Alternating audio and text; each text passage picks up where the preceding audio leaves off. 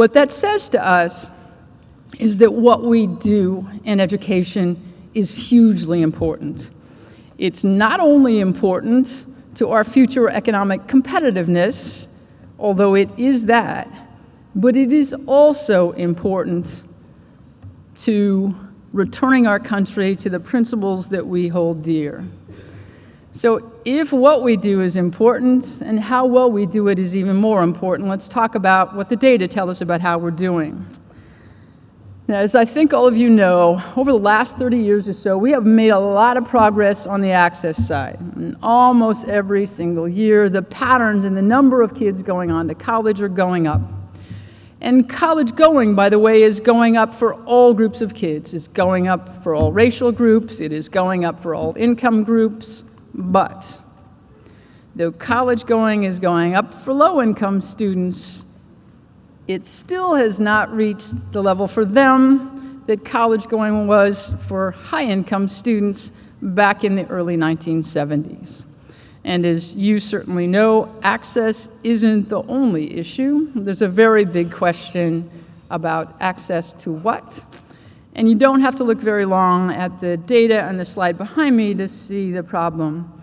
Low-income students and students of color are twice as likely as other students to enter the for-profit sector, where they are most likely to end up with huge degrees and no debt. Huge debt and no degree. What about graduation for colleges more generally? This is a quick look at what the data tell us in graduation rates by race for students who begin in four-year colleges. What about those who start in two-year colleges? Substantially lower still. And when you ask the question, well, what about those students who start off in a two-year college but aspire to earn at least a bachelor's degree? How many of those students actually earn that degree? The answer is 14%. Add all those numbers up, and what you end up with is very different rates of degree acquisition for different groups of young Americans. For every 100 white children we start with in our kindergartens nationally, about 90 end up with a high school diploma, and of those, 41 end up with at least a bachelor's degree. Among African Americans, the bachelor's rates are roughly half those of white students. Among Latinos, only 1/3. And when you look at the data by family income, you see very much the same pattern, with children from upper income families earning degrees at roughly 3 times the rate of their lower income peers. Now, you don't have to think about those numbers very long to know that a continuation of those patterns threatens the very health of our democracy.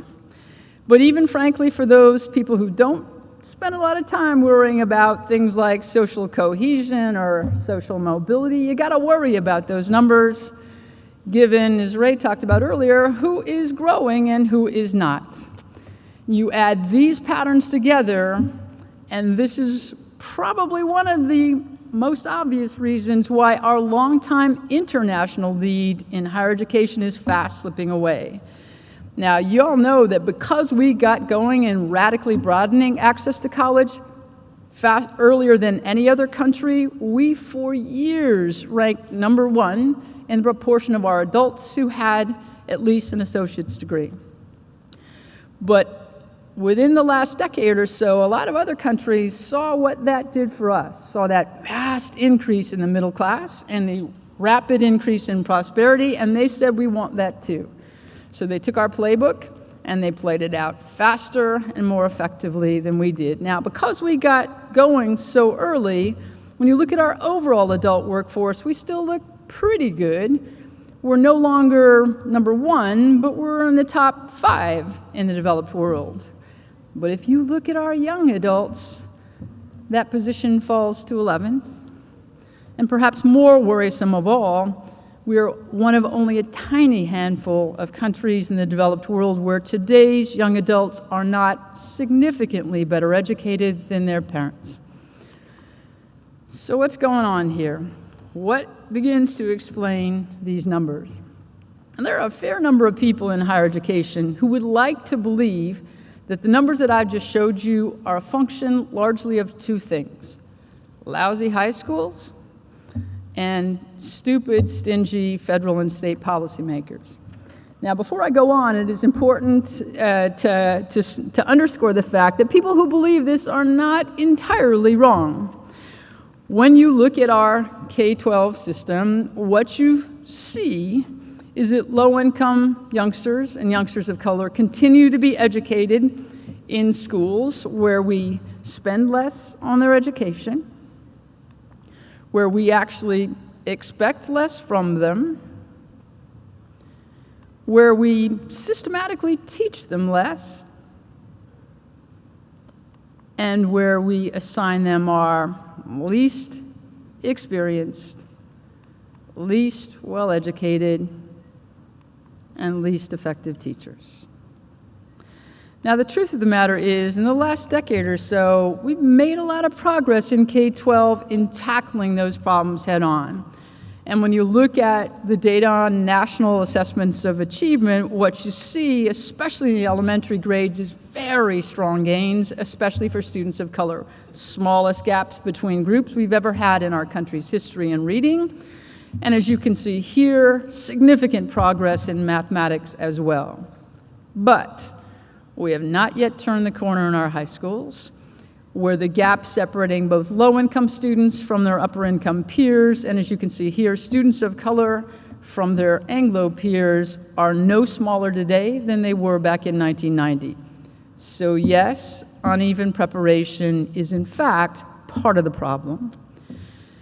So too is, our misguided government policies, especially in the financial aid area. I don't need to tell people in this room that the cost of going on to college has gone up dramatically. It is exploding far faster than any other section of our economy, including healthcare and pharmaceutical drugs. And the federal Pell Grant, which is the huge mainstay of helping low-income students afford the cost of college, just hasn't kept up.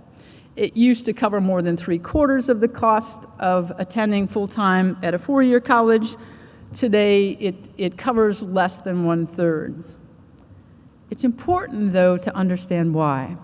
Because the why isn't because we're not spending more taxpayer money on student aid. Actually, the number of dollars being spent on student aid have gone up about as fast as the increasing cost of going on to college. What has changed is who those dollars are being spent on. In fiscal 13, for example, there were 21 billion taxpayer dollars spent on education tax benefits, but many of those went to either wealthy students or wealthy institutions. When you look, for example, at federal education tax credits, more than half of those dollars go to students from middle and upper income families. When you look at the dollars from tuition tax deductions, even more tipped to the upper middle and upper income families.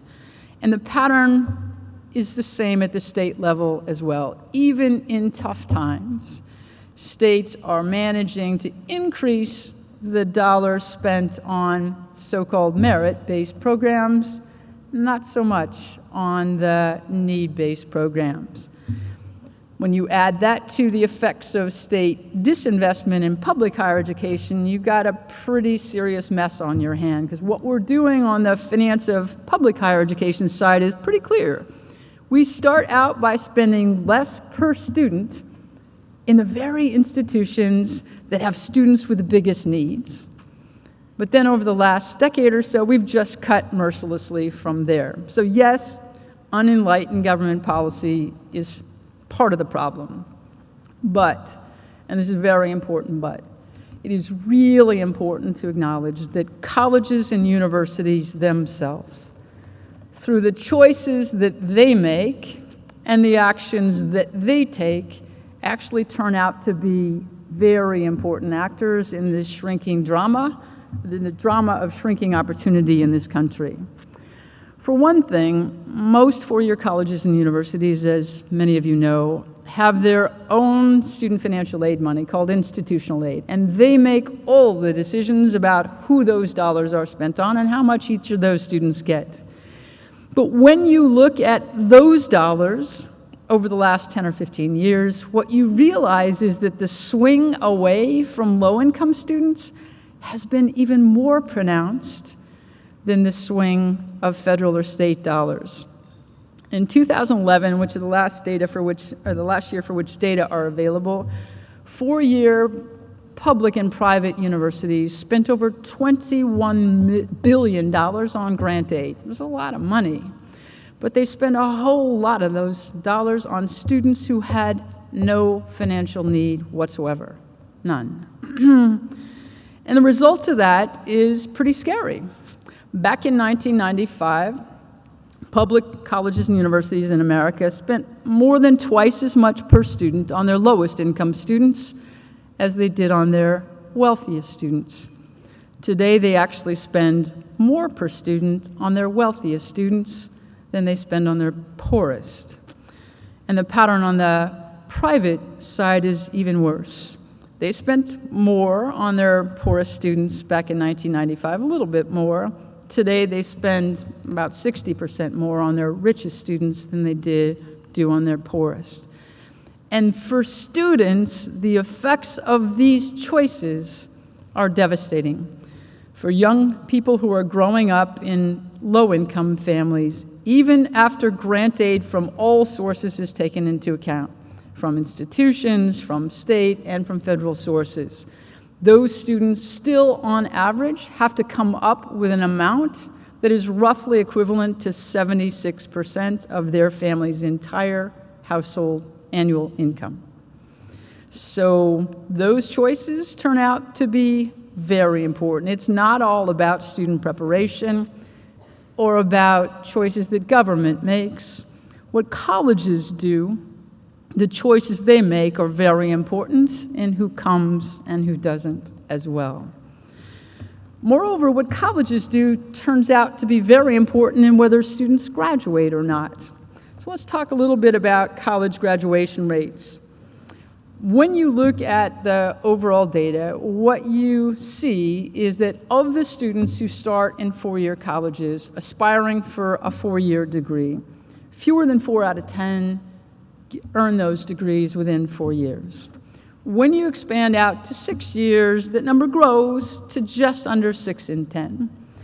And when you go beyond the institutional data in the federal IPED system and you look at, well, do they graduate from any institution, that number grows to about 2/3. So roughly 2/3 of the students who start out in a four-year institution end up with that degree. But that's the average. Underneath that average, there are colleges with graduation rates from less than 10% to more than 90% every year, and that's what you're looking at up on the screen. It shows graduation rates for every college and university in the country. What do you see? Over on the right-hand side, you see a set of institutions that consistently get more than 90%, sometimes more than 95% of their students through with a degree within 6 years. Over on the left-hand side, you see a set of institutions that get fewer than 20%, sometimes fewer than 15%, sometimes fewer than 10% of their students through with a degree in 6 years. Now, some of those differences, as you might guess, are about student preparation or institutional mission. In other words, institutions out on the right-hand side there are vastly more likely to be highly selective and to serve very few low-income students of color. And over on the left-hand side are a set of institutions that are mostly open access institutions, and most of their students are poor. In fact, if you take all the data that are available on colleges and universities and the students who attend them, you can find a way to explain roughly 70 to 80% of the difference in graduation rates among institutions. But it turns out that when you dig underneath these averages, you learn that institutions have very different rates of success, even when they serve exactly the same kinds of students. Now, we began to learn this. We started doing work with higher ed and K-12 institutions in local communities back in the early 1990s. And we learned that the best way to start those conversations is always to start them with data. So we'd ask people who were coming to the first meeting, and there were K-12 folks, higher ed folks, and community leaders, to bring data. Well, in those years, the K-12 people knew sort of what to bring. They bring their graduation data, their college course completion data, and so on. And the higher ed people would say, data? What do you mean data? And we said, well, why don't you at least just bring your graduation numbers? And they'd say, okay. I'll never forget the first time we sat around a table with folks, and the K-12 people put their data on the table, and everybody, it was familiar. And the higher ed institution in question, which I will not name, although it was here in Texas, had a 17% graduation rate. And the superintendents and community folks around the table are going, whoa, 17%? You know, we're sending you the best kids we have. It's not like we're leaving the good ones at home. You're graduating 17% of them? I mean, they were just shocked. And the university president said something, words will stick with me, is, well, yeah, but that's about what other institutions who serve the same kinds of students get as well. I remember the first time I heard that, I thought, interesting. The 400th time I heard those same words, I thought, I wonder if that's true. Because folks on the K-12 side will remember a time when we used to say that, stuff like that all the time. You'd have an urban middle school that'd have like a 2% graduation rate, and you'd say, whoa, what's with that? And the principal would say, nah, you know, it's just about what other urban middle schools get. We now know, nobody says that in K-12, because we all know there are schools that serve really poor kids and get incredibly good results, but we didn't know on the higher ed side whether that was true. So we built this tool, as some of you have seen, that you can put any college name you want into it, and up pops its graduation numbers, disaggregated by race and gender, but you can also see how that institution performs compared to the 15 or 20 institutions most like it. And what you'll learn, again, is you can see institutions that serve exactly the same kinds of students with exactly the same kinds of resources get very different results. Let me give you a couple of examples. These institutions are all institutions you would recognize. These are large, mostly flagship universities that serve very well-prepared students.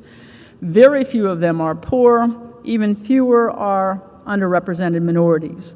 But though these institutions have much in common, including mission, as you can see, that does not include their success rates. From Penn State University, that despite its other problems, does in fact manage to graduate most of its students through with a degree, 86, 87, 88% every cohort. To Purdue, that serves the same kind of students, but graduates only about 68%. And if you look at their numbers for students of color, as you can see, even bigger differences from Penn State, 74.6%, to University of Minnesota, 44%. Similar students, similar institution, wildly different rates. Here's another two. Florida State, University of Arizona, very similar institutions, similar preparation, similar size, similar numbers of low-income students, similar numbers of students of color, but look at the differences in their graduation rates, especially for students of color, from Florida State University that has essentially no graduation gap between its students of color and its white students, to University of Arizona that has a significant gap. And remember, behind each of these percentage numbers, there are typically hundreds of students, right? And it's not just research universities. These are master's institutions, as you can see, less selective, smaller in size, more low-income students. But once again, though they serve much in the way of the same kinds of students, they get very different results. And when you look at the data over time, what you see is some institutions are making very rapid progress by really focusing on the success of all groups of students, seeing gains in Latino success of 20, sometimes 25 points in a 5-year period. Same for Black students. Increases over 5 years of sort of anywhere from 15, 20, even 25 percentage points when institutions really focus. Bottom line, I hope you'll agree, is clear. What colleges do makes a very big difference in who succeeds and who doesn't. So what do you learn when you look at the leaders here about what's really important if you're thinking, as you all are here, about how do we get to that 60% number? First, let me be clear, we gotta still focus on improving student preparation in our middle and high schools. Better preparation is still the strongest lever we have to increase student success. And from the districts around the country that are really moving the needle, we know a few things about how to do that. Number one, that principals are hugely important. That you do not change the patterns in the school without a principal who's really focused and who knows how to build a leadership team, especially involving teachers. We also need teachers who know their subjects, who know how to teach them, who believe that all kids are capable of doing what it takes to actually be ready for success in post-secondary education. And while we're at it, it would be a heck of a lot nicer if we had more teachers who look like the kids as well. Beyond that, though, we also know some really important ingredients of improving student preparation. One, it's about making sure that more of our students are actually completing a full college prep sequence. Number two, it's about making sure student supports are really consistent and that kids actually take advantage of them. And number three, and perhaps most important of all, teachers need help in aligning the content of their courses, including the day-to-day assignments they give to kids, with the demands in the college and career-ready standards. We just finished a look at middle grades assignments in middle schools across the country to ask the question, okay, what proportion of the assignments that kids are getting every day actually relate to these new college and career-ready standards? Answer, 8%. So having higher standards is very different from enacting those. Our teachers need more help, and it's a great subject for K-12, K-16 work. Second, we do in fact need to keep pushing for better state and federal policy, especially for expanding need-based aid and for reversing state disinvestment. In the meantime, though, there is a lot that colleges can do with the students they serve today. So let me just summarize with the kind of 5 key lessons from the fastest gaining colleges. Number one, leaders make sure success is an institution-wide priority. Improving student success is not all or even mostly about adding more programs. Tutoring program here, a mentoring program here. It is not largely about that. It is about establishing an institutional culture that values student success and that accepts responsibility for that matter. Successful leaders really honor and sort of tap into institutional culture to privilege student success. And they treat faculty members not as problems to be solved, but as problem solvers in examining the data and figuring out what to do next. 2, it's a lot about data. There's a lot on the campuses that are really moving the needle. There's a lot of use of disaggregated data to spot problems and frame action. And by the way, what we know from these institutions is you don't improve your 6-year or your 4-year, for that matter, graduation rate by focusing on your graduation rate. By the time you get those data, it's an autopsy. It does not tell you what to do. Successful institutions are focusing on data on how students are doing the first week, the second week, the 5th week, and they are acting whenever students go off course. And by the way, don't celebrate your retention numbers. The number of students who come back next fall is not nearly as significant as those that come back next fall having accumulated the credits they need to advance toward a degree at the same time. So really focusing on getting those numbers up is the most direct route to getting student success up. 3, well, where else can the data take you? One of the things that we're learning from the leading institutions is that the things that we think are clear to our students, that is, the courses you should take to complete this major, are not so clear after all. So one of the things that leaders are doing, and this happens to be an example from Florida State, are creating actual academic maps that show students very clearly the courses they need to take to complete a major, or in some cases, Ray talked about this, a sort of meta major that will keep them on track even if they do a little shifting in between. And they use these maps sometimes to default schedule students into the courses, but always to develop data systems that actually monitor that and flag when students are veering off course. 4, it's about credit accumulation. But most of you have courses on your campus, usually introductory courses taken by large numbers of students that are credit killers, that are not organized around student success. The leading institutions are taking those courses on. They are very clear, by the way, to keep the standards high or even to raise them. So lowering standards is not the goal here, but working on how to get students more students successfully through those courses is a hugely important endeavor for our faculty members. 5th, one of the things that we're learning from the more successful institutions is sometimes it just makes sense to require students to do stuff. Your data often tells you a lot about what works and what doesn't, what makes a difference, especially for marginal students, and what doesn't. And for many years, we've been advising our students to do those things. But the truth of the matter is that students don't much do optional. So one of the things we're learning from leading institutions is if your data tells you that for a marginal student, for example, taking a mathematics course that meets 4 days a week instead of 2 is more successful, make them do it. Don't hesitate, in other words, to demand and require students to do the things that you know will work, because they won't do it if it's optional. Finally, they bring back the ones they lose. You know, one of the things we know both from high school dropouts and from college dropouts is it often takes students about 5 minutes to regret the decision. But in most parts of the country, nobody ever invites them back. But what we now know from leading institutions, this started at University of New Mexico a few years ago, is that for about $1.70 a head, you can get the most recent address for all students who you ever touched.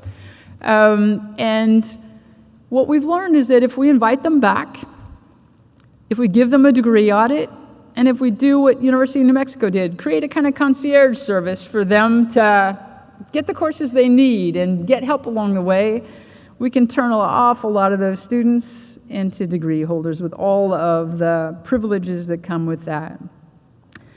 So these, again, are just some of the top-line lessons from the more successful institutions, but I think what you see is a common pattern here. This is not about some bold, like crazy redesign. It's about a lot of small changes. It's about being intentional and being very careful about the quality of execution.